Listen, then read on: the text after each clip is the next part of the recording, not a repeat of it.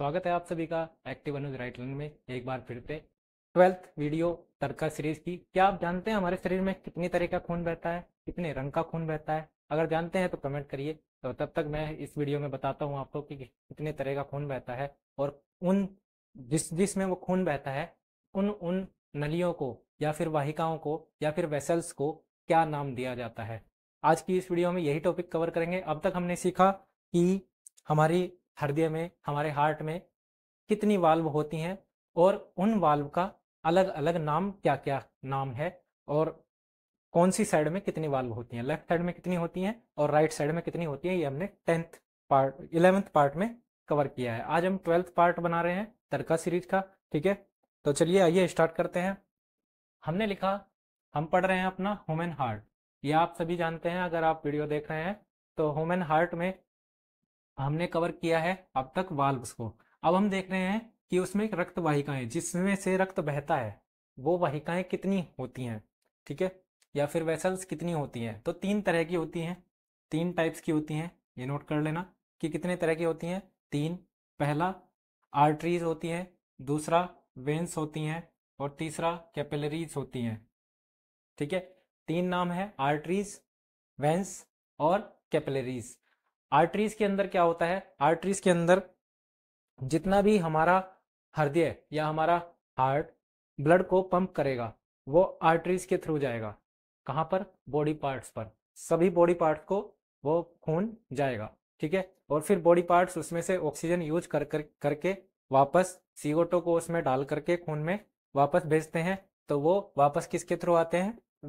Veins के through आते हैं। ठीक है, सिराएं बोलते हैं हिंदी में।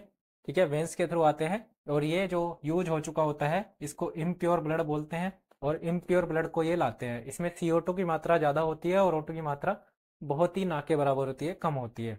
और इसमें से जो खून जाएगा, जो आर्टरीज में से जाता है, धमनियों में से जो खून जाता है वो प्योर होता है, उसमें O2 मिक्स होता है। ठीक है, और ऑक्सीजनेटेड ब्लड ब्लड होता है। जब भी हम ऑक्सीजन को ब्लड के साथ मिलाते हैं, जो ब्लड ऑक्सीजन अपने साथ लिए हुए है उसे ऑक्सीनेटेड ब्लड बोलते हैं। ऑक्सीनेटेड ब्लड यानी कि O2 युक्त खून होता है वो। इसका रंग कैसा होता है? जो भी कलर हमारा ऑक्सीजन मिला हुआ खून होगा उसका कलर हमेशा लाल होगा। लाल कलर का वो खून होता है जो धमनियों से या फिर आर्टरीज से बहता है हमारे सभी पार्ट्स तक। ठीक है, जितनी भी किडनियाँ, हमारे फेफड़े, सॉरी फेफड़े कह रहा हूँ, किडनी हो गई, ठीक है, लिवर हो गया, सबको, जितने भी हमारे हार्ट में हड्डियाँ वगैरह है, सबको खून जो भी जाता है वो लाल रंग का ये भेजता है। इसकी जो दीवारें होती हैं जिनसे ये जाता है, जितनी भी आर्टरीज होती हैं, जो आर्टरीज खून लेकर के जाती हैं, उनकी दीवारें कैसी होती हैं? मोटी होती हैं। वो जो उनकी बनावट होती है, जैसे आपने पाइप देखा होगा, तो एक पाइप टाइट होता है यानी कि मोटा सा होता है और एक पाइप बहुत बारीक होता है। ठीक है, तो इसकी जो दीवारें हैं पाइप की, जो जिनसे ये जाता है, जो आर्टरीज होती हैं, इनकी दीवारें कैसी होती हैं? इनकी दीवारें मोटी होती हैं जिससे वो फटे ना, क्योंकि ब्लड हमारा बहुत ज़्यादा प्रेशर से जाता है। आगे हम सीखेंगे कि हृदय हमारा, ये सारे क्वेश्चन बनते हैं कि कितना प्रेशर होता है।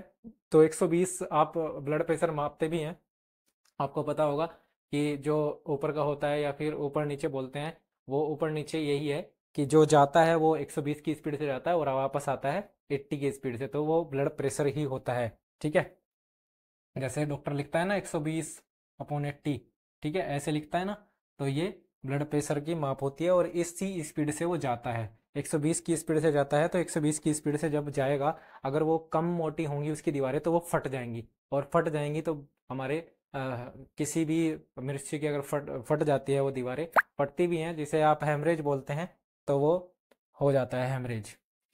इसमें जो हमारी लार्जेस्ट आर्टरीज होती है उसको क्या बोलते हैं, क्या नाम दिया जाता है? महाधमनी। यानी कि जो डायरेक्ट हमारे हृदय से निकल रही है, जिसमें से सबसे पहले खून सभी को दिया जाता है, तो वो बहुत मजबूत होती है और उसको महाधमनी बोलते हैं। वो बहुत मोटी होती है और उसी में से सब धमनियों में खून जाता है, सभी अंगों की। ठीक है, उसी में से बढ़ती है, लेकिन वो एक बड़ा पाइप है जिसमें से हमारा खून निकलता है। लार्जेस्ट आर्टरी बोलते हैं, महाधमनी बोलते हैं, और इसका नाम क्या होता है? अरोटा होता है।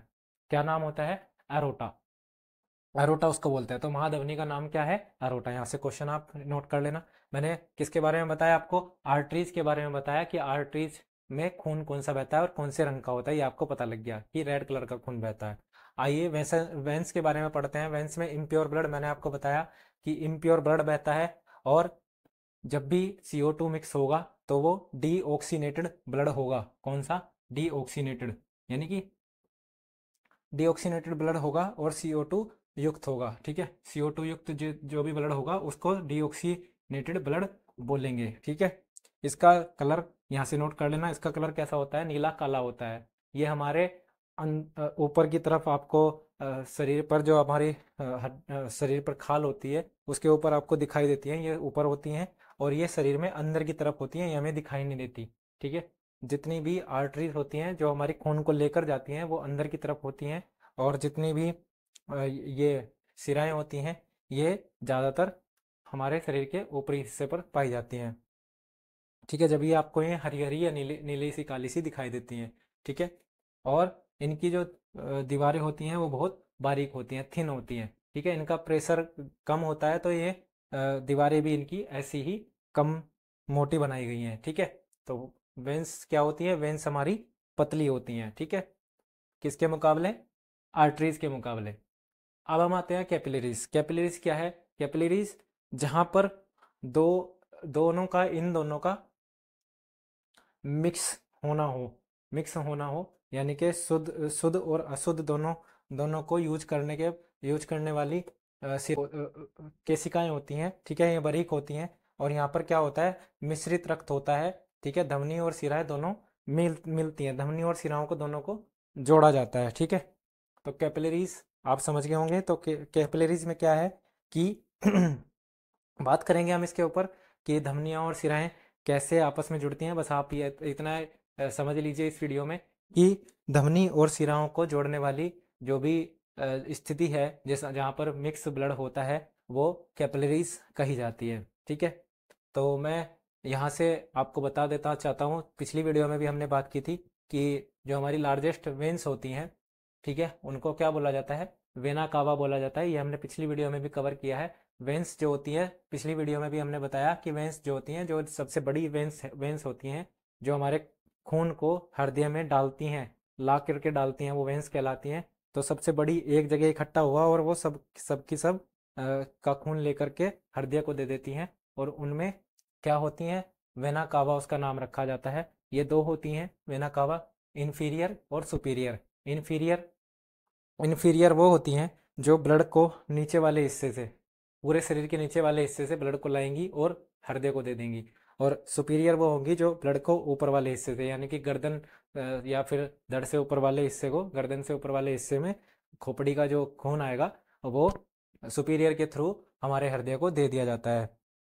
तो इतनी बात आपको समझ में आई कि आर्टरीज क्या होती हैं, वेंस क्या होती हैं और कैपिलरीज क्या होती हैं, कौन से कलर का खून इनमें बहता है, और ऑक्सीजनेटेड और डीऑक्सीजनेटेड क्या होता है, इम्प्योर ब्लड और प्योर ब्लड किसको बोलते हैं, ये भी आपको पता लग गया होगा। कौन सी किसकी दीवारें मोटी होती हैं, किसकी दीवारें पतली होती हैं, ये भी आपको पता लग गया। ठीक है, अभी हम इसमें अगली वीडियो में कवर करेंगे कि ये, अब हमने पूरा स्ट्रक्चर समझ लिया है कि कौन कौन सी चीज़ें होती हैं हृदय का काम करने में। अभी हम हृदय बना करके और उसका पूरा का पूरा प्रोसेस अगली वीडियो में कवर करेंगे। तब तक के लिए अगर वीडियो अच्छी लगे तो लाइक करें, शेयर करें, सब्सक्राइब करें, और अगली वीडियो ज़रूर देखें, क्योंकि उसमें पूरा का पूरा जितना भी अब तक सिखाया है सभी वर्ड्स का यूज उस वीडियो में होगा। उस वीडियो में हम कवर करेंगे कि पूरा ब्लड का सर्कुलेशन कैसे होता है हार्ट में और फेफड़ों में। ठीक है, तब तक के लिए रखिए अपना ध्यान। धन्यवाद।